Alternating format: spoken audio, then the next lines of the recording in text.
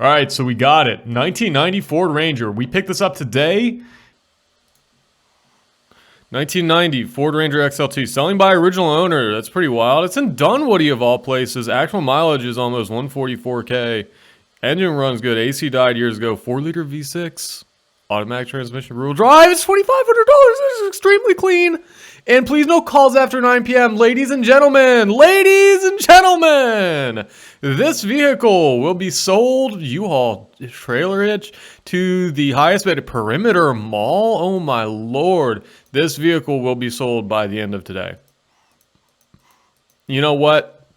I'll hedge that a little bit and say by the end of tomorrow because banks aren't open today. But so no, somebody will get to this guy and make him a deal, and this deal will be closed by the end of the day. Closed by the end of the day. Original owner, Dunwoody, Georgia, 4-liter V6, 1990 Ranger, beautiful condition, 144 on it, and he's honest about the miles. Completely complete, cleanest truck I've ever seen in my life.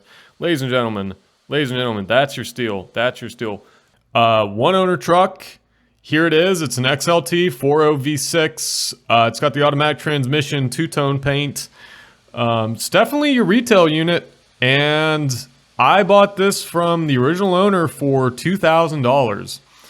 Guy actually bought it brand new, Columbia, South Carolina, in 1990. This gentleman, who I bought this truck from today, owned it for 33 years. His ownership of this truck spanned greater than my entire lifetime, and he turned the keys over to me today. I bought a few one-owner cars in my life. To me, it's always kind of special because they know a lot about the car. They can tell you a lot about the car. The guy told me a lot about this truck, and as you can see it and look around it inside and outside, you can tell, I mean, it was just really kept up. Nobody is ever going to maintain a car better than the person for whom that was a new car at one point. And it really shows with this one. I think we got a steal. We bought this for, I keep saying we because I got this for my dad, but we got this for $2,000, $2,000 cash. I was the first person, this guy put this on Craigslist this past weekend, and I was the first person to give him a call and come and test drive it Sunday. And I was the first person to see it, and I immediately made a deal. I liked what I saw, and I thought, I'm not letting this one go. So a few things that he told me about it. Head gaskets were done in the early 90s. It's been good ever since. Transmission was rebuilt in 1998. It's been good ever since. One interesting tidbit, the first dent that he ever put in this truck was very early on. He and his buddies were going camping, and he rolled a keg into the bed and dented the bed. First dent that he put into it. And that was actually why he got the bed liner. So you'll see there's a Duraliner plastic bed liner in the back. What else did he tell me? Oh yeah, he told me that in the early 90s at one point, he was in a very minor front end collision. He didn't even report it to insurance, but at that time when that happened, it caused the gas gauge and the horn to both stop working, and he never looked into trying to fix them. So there's that. It's got 143 on it now. Odometer's rolled over once. The odometer rolled over sometime in the mid-90s. Almost all of this truck's miles were put on it in the first few years of its ownership.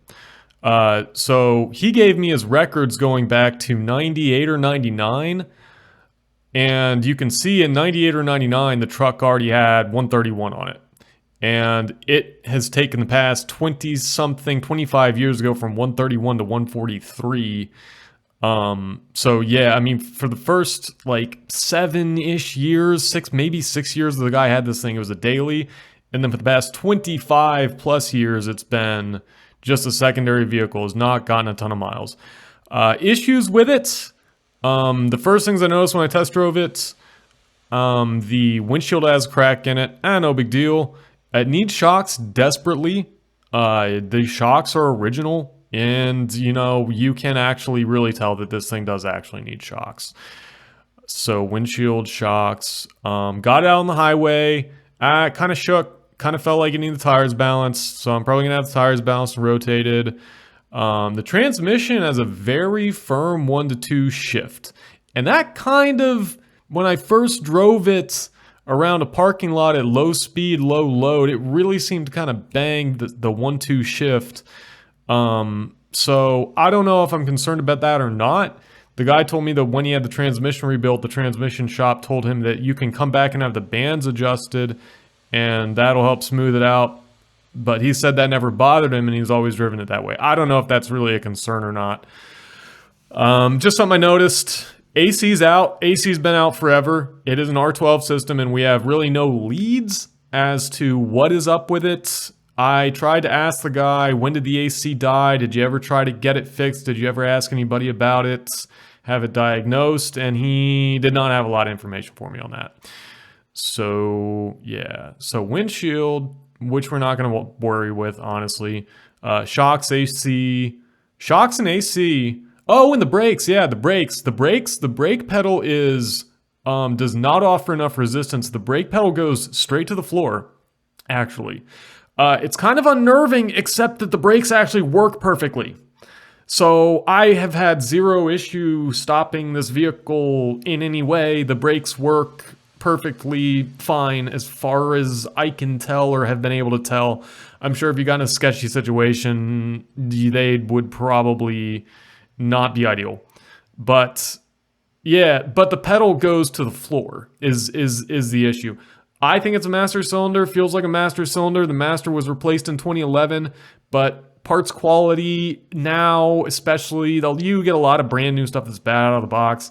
I imagine this 2011 master cylinder is not good, and probably maybe has always been not good. So that's kind of my list. I want to get the tires balanced and rotated. I want to drive a bunch of wax into the paint, see what the paint does. Clean up the inside a little bit. Hell, I mean, there's really not much you could do to clean the inside up other than maybe spray some tough stuff on the, there's a stain on the passenger's floorboard, like a stain. And then the front bumper, seeing what it takes to get that straightened out. And maybe even the little dent in the tailgate. Not the tailgate, but the bed. What else? And I know I keep making up a list and then making up a new list. But these are all the concerns. Yeah, air conditioning, if I didn't say that. Get some diagnosis going. So I got some Rock Auto stuff coming in the mail. Shocks and a master cylinder coming in the mail. I got some Freon coming in the mail. And yeah, we're going to make a list. And I got this, like I said, from my dad. He and mom are out of town right now. They get back in about a week. So I have now and all weekend to try and get this thing spiffed up the best that I can. And give it to dad when he gets back. It's not going to be a surprise because he knows that I bought it. He authorized me to buy it on his behalf. But yeah, he doesn't know that I'm going to spend a few $100 and yeah, drive some parts into it, drive some wax into it. And it's Father's Day. It's also his birthday. His birthday's right next to Father's Day. So seems to make sense to kind of do something for him. He likes having an old truck. He likes having a small truck. We drove the last one into the ground. You know, hey, get your money's worth out of something. That's what I always say. But yeah, 1990 Ford Ranger, box body Ranger. It really drives really nice. It runs really smooth. It's fuel injected, electronic ignition. It is clean underneath. It's super original. The engine doesn't even leak oil. I mean, these are all like poker hands. A used car is always like a hand of cards. But so you never really know where it's going to go in the next weeks, months, years. But I got a good feeling about this one, so I'm pretty stoked about it. And yeah,